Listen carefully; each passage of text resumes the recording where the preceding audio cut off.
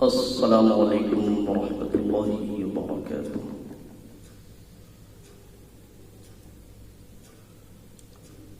بسم اللہ الرحمن الرحیم، الحمد للہ رب العالمین والعاقبۃ للمتقین، والصلاة والسلام على سید الانبیاء والمرسلین وعلى آلہ وصحبہ اجمعین۔ اما بعد فاعوذ باللہ من الشیطان الرجیم، بسم اللہ الرحمن الرحیم۔ کل نفس ذائقۃ الموت وانما توفون اجورکم یوم القیامہ، فمن زحزح عن النار وادخل الجنة فقد فاز وما الحياة الدنيا إلا متاع الغرور۔ صدق الله رب العالمين۔ وقال رسول الله صلى الله عليه وسلم: أكثروا ذكر هازم اللذات الموت۔ اللہ رب العزت کا احسان و فضل ہوا، رب کریم نے ہم حضرات کو یہاں آنے کی توفیق عطا فرمائی۔ ابھی جو تلاوت کی گئی ہے اس سے آپ حضرات سمجھ گئے ہوں گے کہ کس موضوع پر بات ہوگی۔ اللہ تبارک و تعالی کا ارشاد ہے: کل نفس ذائقۃ الموت، ہر نفس کو موت کا مزہ چکھنا ہے، ہر نفس کو موت آئے گی۔ اصلاح معاشرہ کا ایک اہم شعبہ اصلاح قلب ہے، اور اس کی ایک بہت بڑی تدبیر موت کو یاد کرنا ہے۔ جو شخص موت کو بھول جاتا ہے وہ منمانی زندگی گزارتا ہے، وہ رب چاہی زندگی نہیں گزارتا، اور جو شخص موت کو یاد رکھتا ہے وہ شخص رب چاہی زندگی گزارتا ہے۔ ہمیں پتہ ہوگا کہ جب ہم زندہ ہیں تو ایک دن مریں گے بھی، اس میں کوئی دو رائے نہیں ہے۔ جس کو بھی اللہ تعالیٰ نے جان دیا ہے وہ ایک دن اس دنیا سے دوسری دنیا میں منتقل ہو جائے گا، اور ہمیں یہ بھی پتہ ہونی چاہیے کہ ہم اس دنیا میں کیوں آئے ہیں۔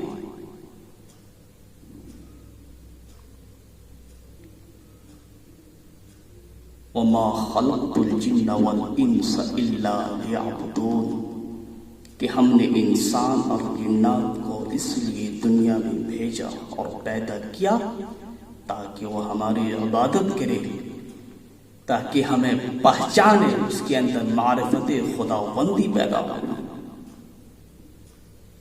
ہم کرام الکاتبین کی نگرانی میں ایک بہت بڑی عدالت کی طرف جا رہے ہیں۔ وَنَضَعُ الْمَوَازِينَ الْقِسْطَ لِيَوْمِ الْقِيَامَةِ فَلَا تُظْلَمُ نَفْسٌ شَيْئًا۔ اللہ تبارک و تعالیٰ انصاف کا ترازو قائم کریں گے، اور وہاں پہ ہمیں انصاف ملے گا، ذرہ ذرہ کا ملے گا۔ وَإِن تَكُ مِثْقَالَ حَبَّةٍ مِّنْ خَرْدَلٍ أَتَيْنَا بِهَا وَكَفَىٰ بِنَا حَاسِبِينَ۔ اگر رائی کے دانے کے برابر بھی کی نیکی ہوگی اس کو بھی اللہ تبارک و تعالیٰ لائے گا۔ ہم یوں ہی پیدا نہیں کیے گئے کہ چلے جاؤ دنیا میں عیاشی کرو، موج مستی کرو، بس بات ختم۔ نہیں میرے محترم، ہم ایک مقصد کے تحت اس دنیا میں آئے ہیں۔ عبداللہ بن مسعود رضی اللہ عنہ روایت کرتے ہیں، بخاری شریف کی روایت ہے کہ اللہ کے رسول صلی اللہ علیہ وسلم نے حضرت عبداللہ بن مسعود سے کہا: اے عبداللہ بن مسعود، مجھے قرآن پڑھ کر سناؤ۔ عبداللہ بن مسعود کہتے ہیں میں نے کہا اللہ کے رسول صلی اللہ علیہ وسلم قرآن تو آپ کے اوپر نازل ہوا ہے، میں کیا پڑھوں؟ کہا پڑھو، میں چاہتا ہوں کہ میں دوسرے سے سنوں۔ عبداللہ بن مسعود کہتے ہیں میں نے قرآن پڑھنا شروع کیا، سورہ نساء، جب اس آیت پہ پہنچا فَكَيْفَ إِذَا جِئْنَا مِن كُلِّ أُمَّةٍ بِشَهِيدٍ وَجِئْنَا بِكَ عَلَى هَؤُلَاءِ شَهِيدًا، کہ ہم ہر امت سے ایک گواہ بلائیں گے اور ان تمام لوگوں کے اوپر آپ کو گواہ بنائیں گے۔ میں نے دیکھا سر اٹھا کر اللہ کے رسول صلی اللہ علیہ وسلم رو رہے تھے۔ میرے محترم، ایک وقت آئے گا ہم موت کے دروازے کے اوپر کھڑے ہوں گے، ہمارے پیچھے ایک بہت بڑی دنیا ہوگی اور ہمارے آگے ایک بہت بڑی آخرت ہوگی۔ ہم اس دنیا سے نکل رہے ہوں گے جہاں پھر ہمیں لوٹنا نصیب نہیں ہوگا، اور اس دنیا میں جا رہے ہوں گے جہاں سے نکلنا بھی نصیب نہیں ہوگا۔ ہم عمل کے میدان سے نکال کر اس دنیا میں بھیج دیے جائیں گے جہاں اس عمل کا انجام بھگتنا پڑے گا، یعنی آخرت۔ وہاں پہ عمل نہیں کر سکتے، یہ تو دنیا ہی عمل کی جگہ ہے، عمل کا میدان ہے۔ وہاں پر کافر کہیں گے، نافرمان کہیں گے ربی رجعونی، اے میرے پروردگار دوبارہ بھیج دیجیے، لعلی اعمل صالحا فیما ترکت کلا، تاکہ میں نیک عمل، کلا ہرگز نہیں ہو سکتا، دوبارہ نہیں جا سکتے۔ اب عمل کے میدان میں دوبارہ نہیں جا سکتے، اب تو جزا اور سزا ہے۔ کرام کاتبین کی نگرانی میں میرے محترم ہم جا رہے ہیں، ہم سفر کر رہے ہیں، ہم سوچتے کہ ہم بیٹھے ہوئے نہیں، رات دن ہمارے زندگی کو آگے بڑھا ہے، ہم روز زندگی سے دور اور موت کے قریب ہو رہے ہیں، روز ہم روزانہ زندگی سے دور اور موت کے قریب ہو رہے ہیں۔ وہاں پہ ہمیں کچھ بھی نہیں چل سکتا ہے۔ دنیا میں تو ہم بہانہ کر لیتے ہیں، لیکن وہاں پہ کچھ بھی نہیں چل سکتا ہے، بلکہ روایت قرآن میں اللہ تبارک و تعالیٰ کا ارشاد ہے اليوم نختم على افواہہم وتکلمنا ایدیہم وتشہد ارجلہم بما کانوا یکسبون، کہ ہم اس دن منہ کے اوپر مہر لگا دیں گے، وتکلمنا ایدیہم، اس کے ہاتھ ہم سے کلام کریں گے۔ اس ہاتھ سے کتنا ظلم کیا گیا ہے بتائے گا۔ وتشہد ارجلہم بما کانوا یکسبون، ان کے پاؤں اس کے خلاف گواہی دیں گے۔ یہ پاؤں مسجد میں جانے کے بجائے، اچھی جگہ جانے کے بجائے گناہوں کے اڈوں پر جایا کرتا تھا۔ ہمارے اعضاء ہمارے خلاف ہو جائیں گے۔ یہی نہیں، جس زمین پر ہم موجود ہیں وہ زمین ریکارڈ کر رہی ہے یومئذ تحدث اخبارہا، جس دن یہ زمین اپنی خبر اگلے گی بأن ربك أوحى لها فمن يعمل مثقال ذرة خيرا يره ومن يعمل مثقال ذرة شرا يره۔ ذرہ ذرہ کا اللہ تبارک و تعالیٰ ہم سے حساب لے گا، ذرہ ذرہ کا۔ تو ہم اس دنیا میں جو آئے ہیں مقصد کے تحت آئے ہیں، ہمیں موت کو یاد کرنا پڑے گا۔ اکثروا من ذکر حازم اللذات، اللہ کے رسول صلی اللہ علیہ وسلم کے ارشاد ہے کہ لذت کو توڑنے والی چیز موت کو کثرت کے ساتھ یاد کرو، کثرت کے ساتھ یاد کرو۔ جو شخص موت کو یاد کرے گا وہ قلبی بیماری سے بچ جائے گا۔ کیا مطلب؟ حسد سے بچے گا، کبر سے بچے گا، غرور سے بچے گا، گھمنڈ سے بچے گا، عداوت سے بچے گا، دشمنی سے بچے گا، چغلی سے بچے گا، غیبت سے بچے گا۔ یہ سارے امراض قلب ہے، اس سے بچے گا وہ انسان جو موت کو یاد کرے گا۔ اللہ کے رسول صلی اللہ علیہ وسلم نے حضرت ابن عمر رضی اللہ عنہ سے فرمایا، اے ابن عمر، کن فی الدنیا کأنک غریب او عابر سبیل، دنیا میں تم اجنبی یا مسافر کی طرح رہو۔ مسافر کا کوئی ٹھکانہ نہیں ہوتا، ہم ریلوے اسٹیشن پہ جاتے ہیں، گھر بنانے کے لیے نہیں جاتے، وہ ریل کے انتظار میں بیٹھے ہوئے ہوتے ہیں۔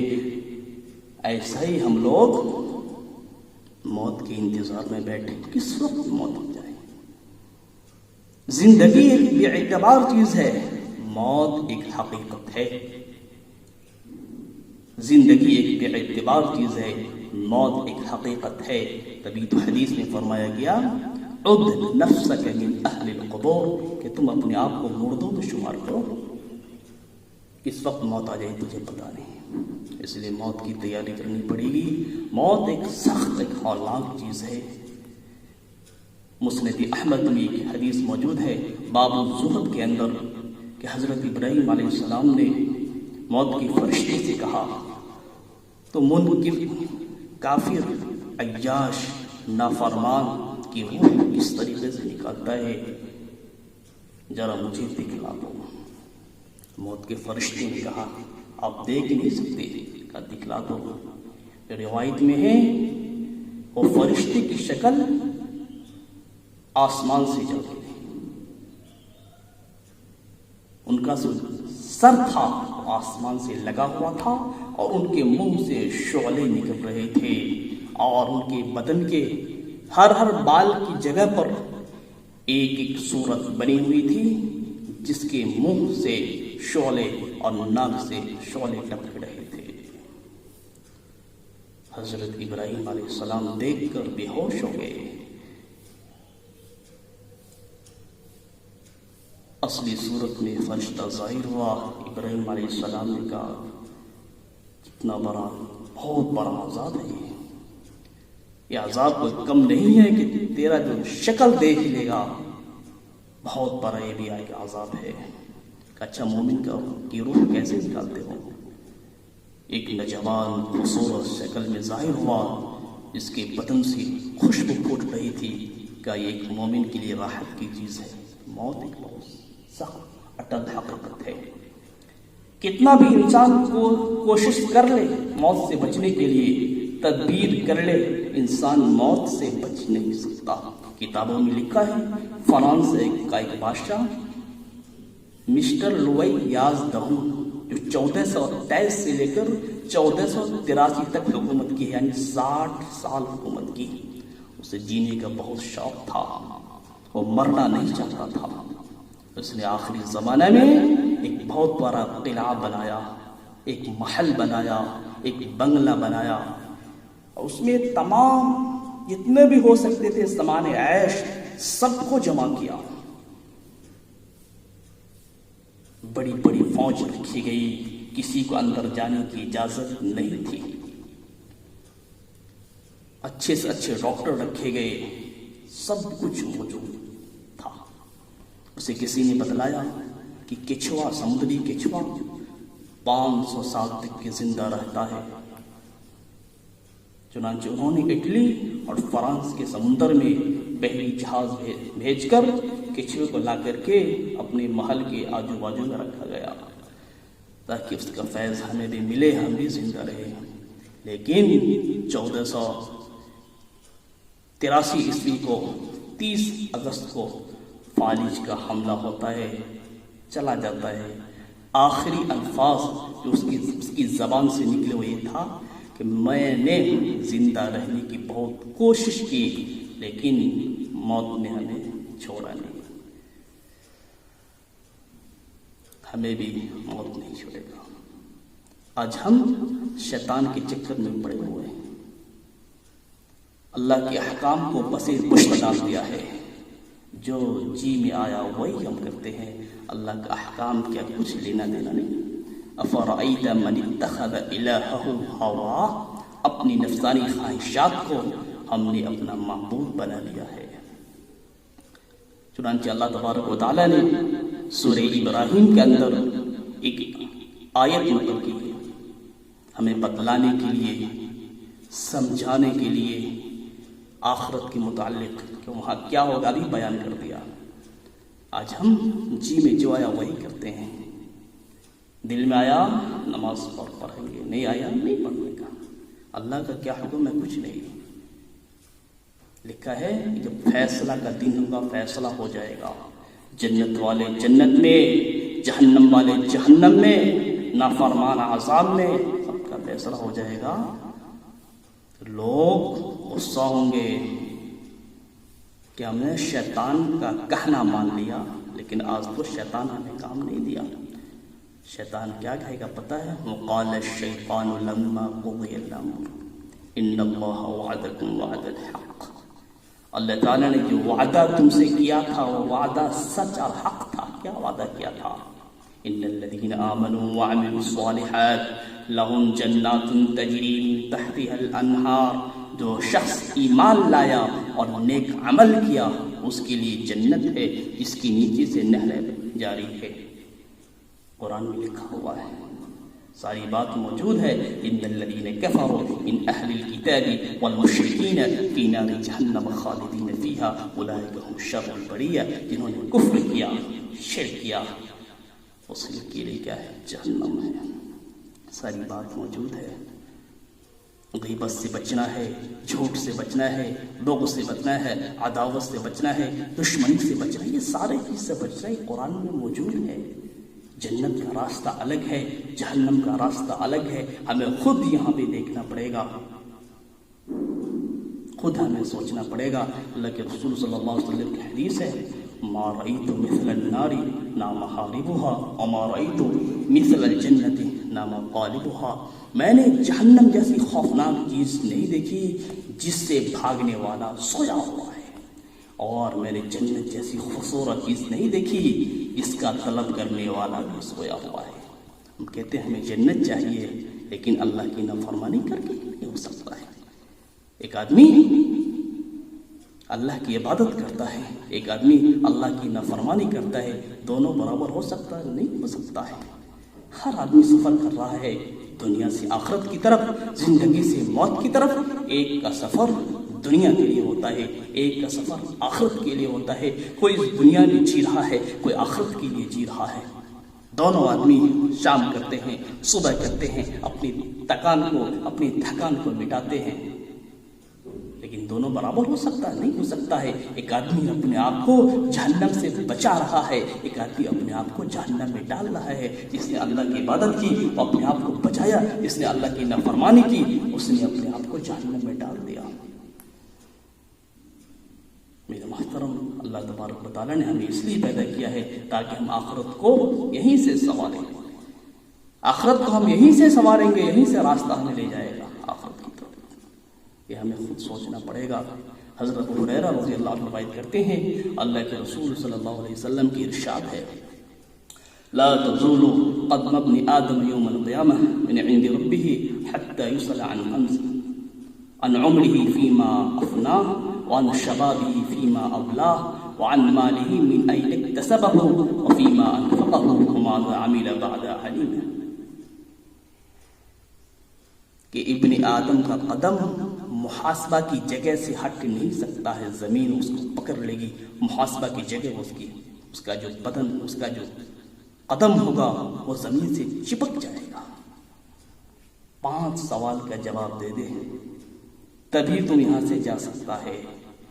آسان نہیں ہے. ان عمری فیما افنا, تجھے جو 60 سال 70 سال 50 سال 80 سال 100 سال کی زندگی دی, کس چیز میں تم نے اس کو خرچ کیا, گوا دیا؟ کس چیز میں؟ اللہ کی عبادت میں یا اللہ کی نافرمانی میں؟ ان عمری فیما افنا, اپنی عمر کو کس چیز میں تو نے ختم کی. وان شبابی فیما ابلا, اور اپنی جوانی کو کہاں تو نے گوایا. نوجوانی جوان تھے, کتنے گناہ کیا کرتے تھے, کتنے گناہ کیا کرتے تھے. چوری, ڈکیتی, زناگاری, بدکاری, سارے گناہ کیا کرتے تھے. جوانی ہم نے تجھے اس لیے دیا تھا. وان شبابی فیما ابلا, اس کا سوال کا جواب دو. وان مالہ من این اکتسبہ, اور مال کہاں سے کمایا اور کہاں خرچ کیا. جی حلال و حرام کی تمیز ہم نے مٹا دیا، کدھر سے بھی آ رہا آنے تو نہیں، حلال حلال ہے، حرام حرام ہے۔ کسی نے 1,00,000 روپے جمع کیا، اس میں 100 روپیہ حرام کا ڈال دیا، مشتبہ ہو جائے گا، سارا مال مشتبہ ہو گیا۔ اس لیے حلال رزق کو انسان کے اوپر دھیان دینی چاہیے، حلال رزق حاصل کرنے کی کوشش کرنی چاہیے۔ کل انسان الزمناہ طائرہ فی عنقہ، ہم نے ہر انسان کی قسمت کو اس کے گلے میں ڈال دیا ہے، ہار بنا دیا ہے۔ حلال رزق کمانے کی کوشش کرنی چاہیے، ورنہ حرام، کسی نے اگر ایک لباس حرام کا پہن لیا 40 دن تک کہ اس کی نماز بھی قبول نہیں ہوگی، اندازہ کر سکتے ہیں کہاں سے کمایا، کس طریقے سے کمایا اور خرچ کہاں کیا۔ جی آج فضولیات میں کتنے ہم خرچ کرتے ہیں، کتنے خرچ کرتے ہیں۔ ان المبذرین کانوا اخوان الشیاطین، فضول خرچی کرنے والے کو اللہ کے رسول اللہ تبارک و تعالیٰ نے شیطان کا بھائی قرار دیا ہے۔ فضول خرچی کرنے والے کو مال کہاں سے کمایا اور کہاں خرچ کیا، یہ ہمیں دیکھنا پڑے گا۔ جب ایک بچہ ماں کے پیٹ میں ہوتا ہے اس وقت ان کا رزق لکھ دیا جاتا ہے، کتنا رزق سے ملے گا۔ اب چاہے تم حلال طریقے سے اسے حاصل کرو یا حرام طریقے سے حاصل کرو، لیکن اگر حلال طریقے سے حاصل کرو گے تجھے کامیاب ملے گی۔ اگر حرام راستہ اختیار کیا تم پھنس جاؤ گے۔ اور 5واں، علم جو حاصل کیا کتنا عمل کیا، علم جو حاصل کیا اس کے اوپر کتنا عمل کیا۔ جی جتنا جانکار ہوں گے اس سے سوال اتنا ہی سخت ہوگا، اتنا ہی ہوگا۔ کیسے کیسے لوگ ہیں جس کو ان کی لباس نے بچا رکھا ہے، ان کی زبان نے اسے بچا رکھا ہے، لیکن وہاں پہ سب ظاہر ہو جائے گا۔ یوم تبیض وجوہ وتسود وجوہ، بہت سارے چہرے اس دن تر و تازہ ہوں گے اور بہت سارے چہرے اس دن سیاہ پڑ جائیں گے۔ یہ آخرت کے متعلق اللہ تبارک و تعالیٰ نے ارشاد فرمایا ہے۔ یہ راستہ ہمیں اختیار کرنا پڑے گا، حلال کا راستہ اختیار کرنا پڑے گا، حرام سے بچنا پڑے گا۔ جتنا ہم نے علم حاصل کیا ہے، جتنا ہم جانتے ہیں اس کے مطابق عمل کرنا پڑے گا۔ سب کچھ معلوم ہے، کس کو پتہ نہیں ہے نماز فرض ہے، نماز چھوڑنا گناہ ہے، لیکن کتنا عمل کرتے ہیں۔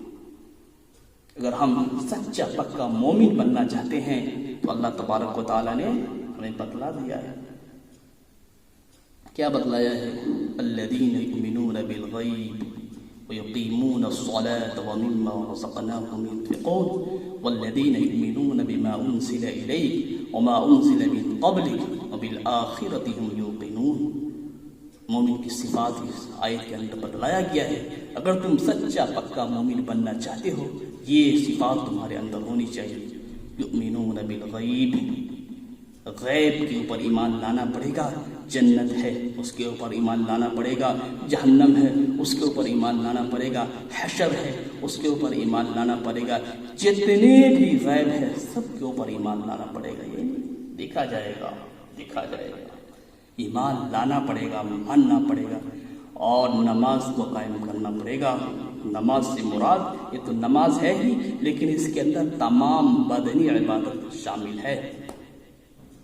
وَمِمَّا رَزَقْنَاهُمْ يُنْفِقُونَ، جو کچھ اللہ تعالیٰ نے ہمیں دیا ہے اس میں سے خرچ کرنا پڑے گا۔ اگر ہم صاحب حیثیت ہے تو زکوٰۃ نکالنا پڑے گا۔ اس میں جتنے بھی مالی عبادات ہے سب اس میں شامل ہو گیا۔ والذین یؤمنون بما انزل الیک وما انزل من قبلک، جو کتاب آپ کے اوپر نازل کیا گیا ہے، یعنی قرآن کریم جو آپ سے پہلے نازل کیا گیا، جتنی بھی کتابیں اس دنیا میں انبیاء کے اوپر اللہ تبارک و تعالیٰ نے نازل کیا ہے سب کے اوپر ایمان لانا ہے۔ وبالآخرۃ ہم یوقنون، اور آخرت کے اوپر ایمان لانا پڑے گا، یقین کرنا پڑے گا۔ ہر آدمی کو اللہ تبارک و تعالیٰ ایک دن زندہ اٹھائے گا اور سوال و جواب کے میدان میں لائے گا، یہ ہمیں ماننا پڑے گا۔ تو کہنے کا مطلب یہ ہے اللہ تبارک و تعالیٰ نے جو ہمیں زندگی دی ہے یہ زندگی اس لیے دی ہے تاکہ ہم آخرت کو یہیں سے بنائے، آخرت کو سنوارے۔ اور زندگی ایک بے اعتبار چیز ہے، کس وقت ہم اس دنیا سے چلا جائیں گے کسی کو پتہ نہیں ہے، لیکن کامیاب وہ ہو گیا فمن زحزح عن النار، جو جہنم سے بچ گیا، وادخل الجنہ، جنت میں داخل ہو گیا، فقد فاز، وہ آدمی کامیاب ہے۔ اللہ تبارک و تعالی ہم سب کو کہنے سننے زیادہ عمل کرنے کی توفیق عطا فرمائے۔ وما توفیقی الا باللہ۔